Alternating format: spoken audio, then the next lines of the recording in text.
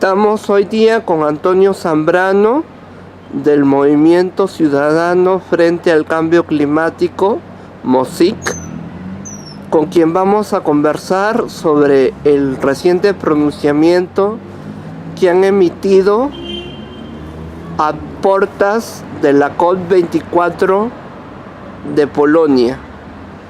Antonio, ¿qué nos tienes que decir al respecto? Bueno, hemos sentado posición sobre lo que pensamos que es una transición justa, es decir, le pedimos al Estado peruano que empiece a dejar los combustibles fósiles y que promueva más energías limpias en el Perú, ¿no? Que es altamente posible y tenemos la potencialidad en nuestro país para hacerlo.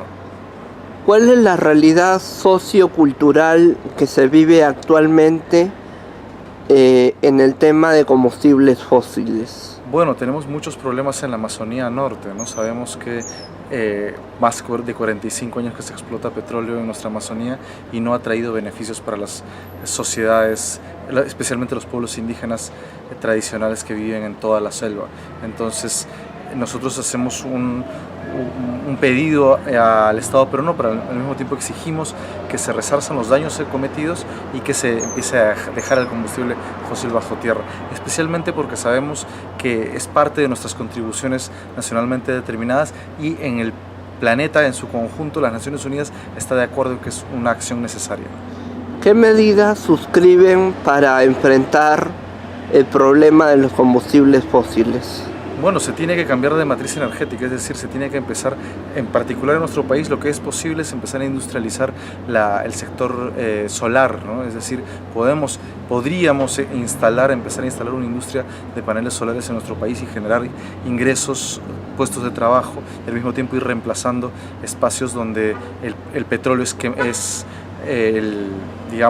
el patrón de consumo regular, ¿no? Tenemos que empezar a utilizar energía solar, eólica, mareomotriz, geotérmica, entre otros. ¿Por qué crees que no se invierte en este tipo de energías renovables como la solar, eólica?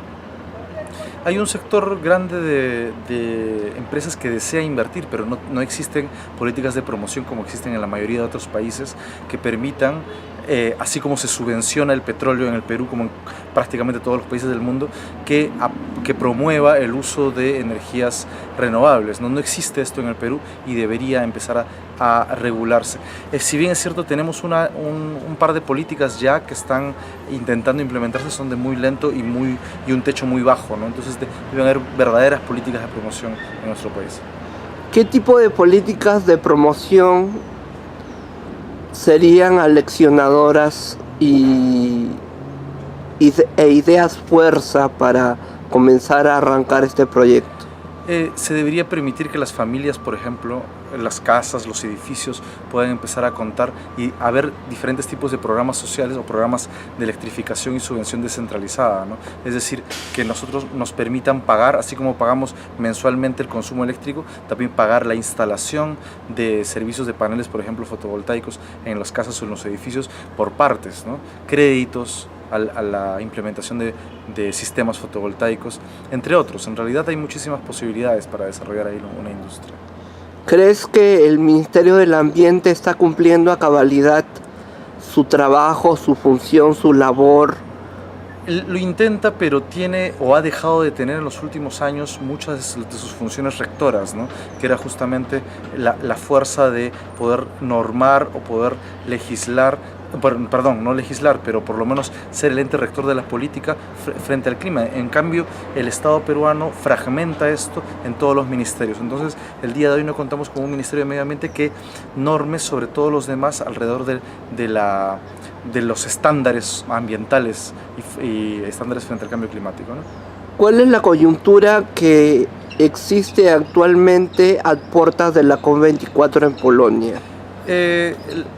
Bueno, la COP24, ¿qué encuentra actualmente en el mundo? Se espera que la COP24 dé como resultados una cosa que se llama libro de reglas, que implica la forma en que podemos medir qué es lo que ofrece o que plantea, por ejemplo, el Estado peruano en términos de adaptación y mitigación con cualquier otro país, de tal forma que podamos comparar y efectivamente medir si estamos avanzando en nuestras medidas mundiales sobre el cambio climático. Si se sale eso, si logramos consensuar el libro de reglas, sería un gran avance. Eso es lo que se espera, pero hay realmente, por el tipo de densidad de las negociaciones, poca expectativa al respecto. ¿Por qué se esperan hacer varias COP en vez de en una sola arreglar el tema de porrazo, de frente y de una buena vez? No es tan sencillo, y cada continente, cada estado y cada parte de las Naciones Unidas tiene posiciones diferentes. Entonces, no solamente no es suficiente una COP, sino ya van pasando 24 y no hay acuerdos concretos en muchos de los temas. En varios de los momentos se discuten hasta 19 temas grandes y complejos a la vez, ¿no?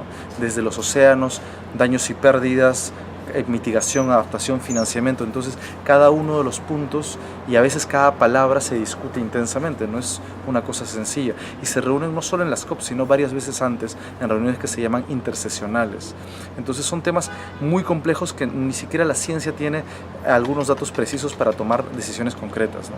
¿Qué le corresponde a las potencias del mundo en esta COP24 en Polonia? ¿Qué le corresponde? Le corresponde tomar una posición de avanzada y dejar muy rápidamente los combustibles fósiles. Es decir, tienen que abandonar rápidamente y reducir sus emisiones, porque son los principales contaminantes. ¿Qué pasaría si no se deja de lado los combustibles fósiles?